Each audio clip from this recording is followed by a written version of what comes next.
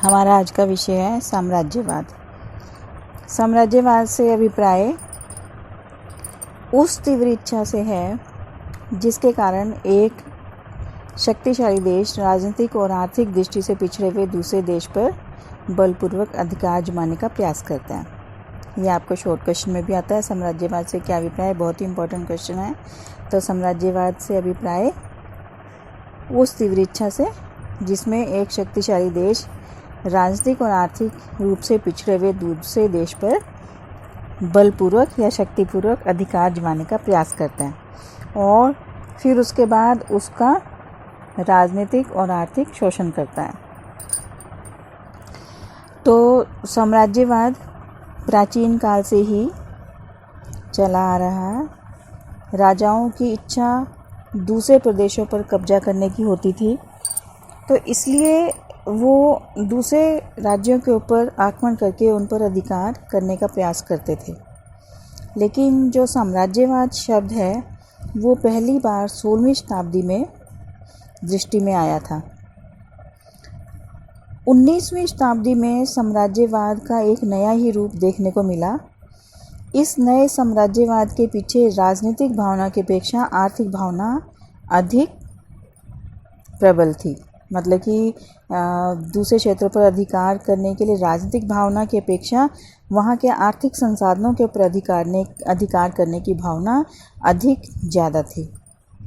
साम्राज्यवादी देश अपने नियंत्रण में आए हुए देशों का खूब शोषण करते थे और साम्राज्यवाद को बढ़ावा देने में जिन देशों ने मुख्य भूमिका निभाई उनमें से प्रमुख थे पुर्तगाल, स्पेन, इंग्लैंड, फ्रांस, रूस और जापान।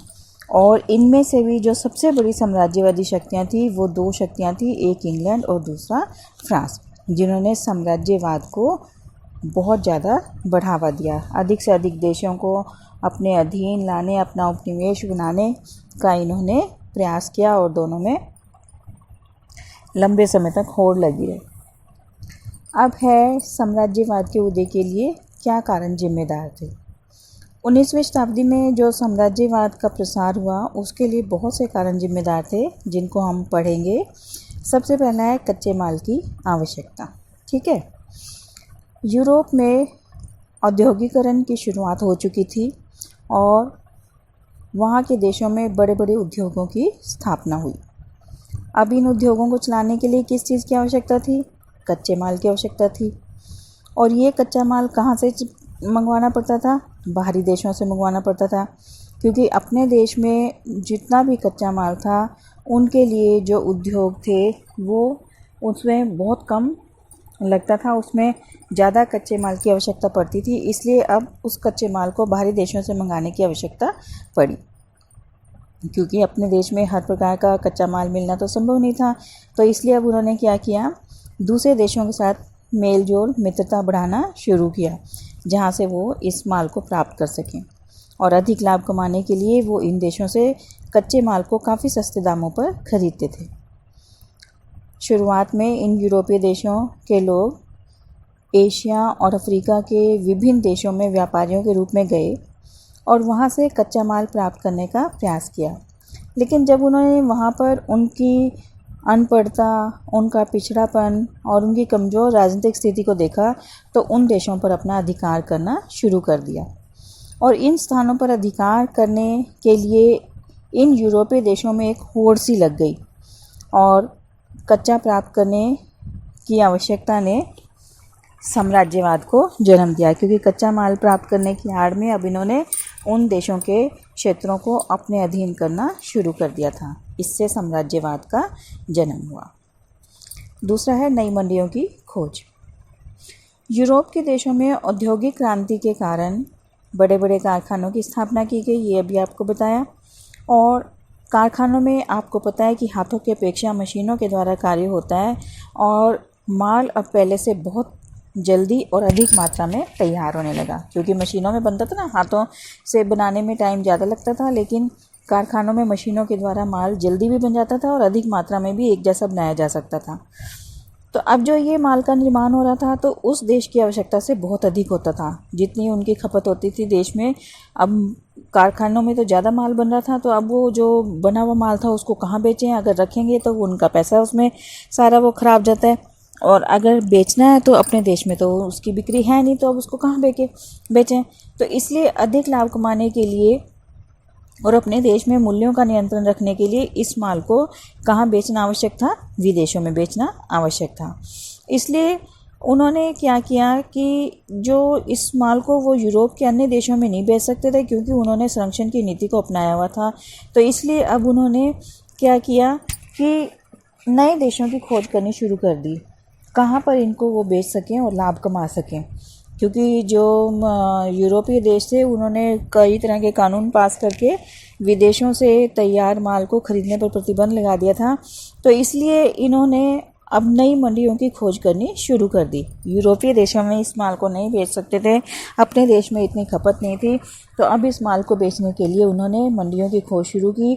और इस मंडियों की उनको जो खोज थी वो उनकी कहाँ पूरी हुई, जाके एशिया और अफ्रीका में। उन्होंने इसीलिए क्या किया, मंडियों की खोज करने के उद्देश्य से एशिया और अफ्रीका के देशों में गए और वहाँ पर इन्होंने अपना अधिकार कर लिया। और इन देशों पर अधिकार करने, मंडियों की खोज करने, अपने माल को बेचने की भावना ने साम्राज्यवाद की भावना को जन्म दी। फिर उसके बाद जनसंख्या में वृद्धि। 19वीं शताब्दी में यूरोप के बड़े देशों में जनसंख्या में निरंतर वृद्धि हो रही थी, और जिन देशों में जनसंख्या में वृद्धि हुई उसमें से प्रमुख थे फ्रांस, इंग्लैंड और जर्मनी। अब बढ़ती हुई जनसंख्या को रोजगार देने और उनको बसाने की समस्या जो थी वो दिन प्रतिदिन भयंकर रूप लेती जा रही थी कि इतनी बड़ी जनसंख्या को कहाँ से तो रोजगार दें और कहाँ पर उनके रहने का प्रबंध किया जाए। तो इस समस्या से निपटने के लिए बड़े बड़े राष्ट्रों ने क्या किया कि जो अतिरिक्त जनसंख्या थी अपने देशों की, उनको उन देशों में बेचना शुरू कर दिया जहां उन्होंने अपने उपनिवेश बनाए थे। मतलब एशिया, अफ्रीका इत्यादि के देशों में जब उन्होंने क्षेत्रों को अधीन कर लिया था और उन्हें अपना उपनिवेश बना लिया था, तो वहां पर उन्होंने इस अतिरिक्त जनसंख्या को भेजना शुरू कर दिया। अब ये लोग वहां जाकर क्या करते थे, या तो प्रशासनिक पदों पर तैनात कर दिए जाते थे और या फिर सैनिक पदों पर इनको नियुक्त कर दिया जाता था। और वहाँ जाकर इन्होंने क्या किया, अपने उद्योगों की स्थापना कर ली। जिन देशों में, जिन उपनिवेशों में इनको भेजा गया था प्रशासनिक और सैनिक पदों पर, वहाँ जाकर इन्होंने ये कार्य तो कर ही रहे थे, लेकिन साथ ही साथ उन्होंने वहाँ पर अपने उद्योग भी स्थापित कर लिए। और धीरे धीरे उन्होंने इन उपनिवेशों में अपना प्रभाव बढ़ाना शुरू कर लिया, जिसे साम्राज्यवाद को जन्म दिया गया। फिर है ईसाई प्रचारक। ईसाई धर्म एक प्रचारक धर्म रहा है शुरू से ही। तो ईसाई प्रचारकों ने भी साम्राज्यवाद के प्रसार में अपना महत्वपूर्ण योगदान दिया। इन प्रचारकों ने इन पिछड़े हुए देशों में जाकर ईसाई धर्म का बढ़ चढ़कर प्रचार किया। वहाँ के लोगों में जो अंधविश्वास थे उनको दूर करने का प्रयास किया, और इनके शिक्षाओं, इनके प्रभावशाली भाषणों को सुनकर ये सीधे साधे सरल लोग बहुत ज़्यादा प्रभावित हुए और उनके धर्म में शामिल होना शुरू कर दिया। और जो लोग इनसे प्रभावित नहीं होते थे उनको वो धन का लालच देकर अपने धर्म में सम्मिलित कर लेते थे। तो इस तरह से उन्होंने धीरे धीरे एशिया और अफ्रीका के बहुत से देशों में जाकर अपना प्रभाव बढ़ाया और बहुत से लोगों को अपने धर्म में सम्मिलित कर लिया। उनके इस प्रचार भावना ने भी साम्राज्यवाद को जन्म दिया। फिर है उच्चतम सभ्यता में विश्वास। यूरोप के अधिकतर देशों में एक नई जागृति का विकास हुआ। इसके अनुसार वो अपने सभ्यता पर बहुत अधिक गर्व करने लगे और उनको लगता था कि सिर्फ उन्हीं की सभ्यता जो है वो एक विकसित सभ्यता है और बाकी सभी अविकसित देश हैं, और उनको विकसित करना या उनको श्रेष्ठ बनाना हमारा परम कर्तव्य है। उनका ये कहना था कि हीन जातियों को सभ्य बनाना शेष जातियों का कर्तव्य होता है, इसलिए हमारा कर्तव्य है कि जो हमारे उपनिवेश हैं उसमें रहने वाले लोगों को हम सभ्य बनाएं। और इसलिए उन्होंने अधिक से अधिक उपनिवेशों को अपने अधीन लाने का प्रयास किया और अपने अधीन उपनिवेशों की संख्या बढ़ना वो अपने देश के लिए एक सम्मान का चिन्ह मानते थे, इसलिए अधिक से अधिक उपनिवेशों को उन्होंने बनाना शुरू किया और वहाँ के लोगों में फैले अंधविश्वासों को दूर करके उनको श्रेष्ठ बनाने का प्रयास किया और उनके ऊपर शासन करने की उन्होंने शुरुआत की, जिसने साम्राज्यवाद की भावना को जन्म दिया। फिर अतिरिक्त पूंजी का लगाना। औद्योगिक क्रांति के कारण क्या हुआ कि यूरोपीय देश धनवान हो गए। क्यों धनवान हो गए? क्योंकि कारखानों में माल बनने लगा, उनको बेचना शुरू किया। कच्चा माल उन्होंने पिछड़े हुए देशों से लाना शुरू कर दिया। नई नई मंडियों की खोज कर ली थी, वहाँ पर उन्होंने इन कारखानों में बना हुआ माल बेचना शुरू कर दिया। तो इससे क्या हुआ कि वो बहुत अधिक धनवान हो गए और उनके पास धन की बहुत अधिकता हो गई। लेकिन इस समय ब्याज की दर बहुत कम थी, जिससे वो अपने धन को बैंकों में नहीं रखना चाहते थे। तो अब इस धन का वो क्या करें? तो इसलिए उन्होंने क्या किया, जो अतिरिक्त पूंजी थी उनको उन्होंने अपने उपनिवेशों में उद्योग स्थापित करके वहाँ पर उससे लाभ कमाने का प्रयास किया। इसलिए उन्होंने क्या किया कि उपनिवेशों में उद्योगों की स्थापना की और वहाँ पर कच्चा माल सस्ते दामों पर लेकर उस माल से बने हुए माल को अधिक दामों पर बेचना शुरू कर दिया। इससे उनको दो प्रकार से लाभ हुआ। एक तो कच्चा माल सस्ते दामों पर लिया, उधर लाभ हुआ। दूसरी तरफ निर्मित माल को महंगे दामों पर बेचा, उधर लाभ हुआ। तो डबल लाभ उन्होंने कमाना शुरू कर दिया और अधिक से अधिक लाभ प्राप्त करने के लिए उन्होंने अधिक से अधिक उपनिवेशों को बनाना शुरू कर दिया और अपने अधीन उपनिवेशों में अधिक से अधिक कारखाने स्थापित करके वहाँ पर अपना प्रभाव बढ़ाना शुरू कर दिया।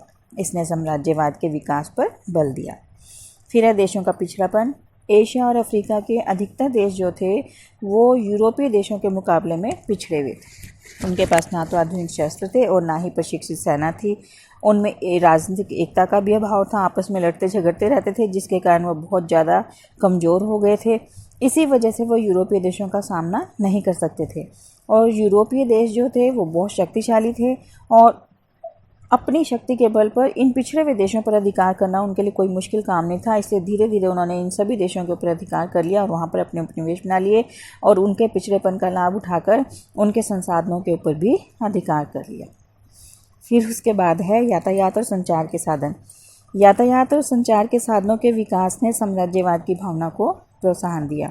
इस समय भाप से चलने वाले जहाज़ों और रेलगाड़ियों ने एक स्थान से दूसरे स्थान पर यात्रा करना आसान बना दिया था। अब यूरोपीय देशों द्वारा अपने उपनिवेशों के आंतरिक भागों से कच्चा माल प्राप्त करना और वहाँ अपने देश में बना हुआ माल बेचना बहुत ही सरल हो गया, बहुत ही आसान हो गया। अब उनके लिए ये कोई भी मुश्किल काम नहीं था और तार के द्वारा दूर के स्थानों के साथ उनके संपर्क स्थापित हो गए।